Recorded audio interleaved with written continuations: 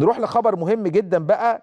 سفيان فغولي اللاعب الجزائري الشهير اللي لعب في فالنسيا ولعب في جالاتا سراي، وكان في الموسم الأخير بيلعب في أحد أندية تركيا، لعب 27 مباراة، صاحب ال 34 سنة، يمكن شهر ديسمبر اللي جاي هيتم 35 سنة.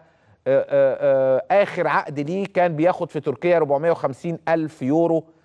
يقال انه معروض على نادي الزمالك. سفيان فغولي لاعب بيلعب رقم 8 او صانع العاب، يعني شبه عبد الله السعيد كده ولكن اصغر سنا، عنده خبرات كبيره جدا. لغايه يناير اللي فات كان متواجد في المنتخب الجزائري ولعب مباراه بوروندي.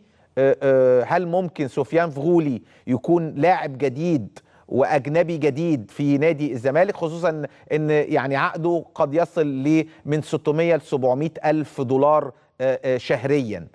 هل سفيان فغولي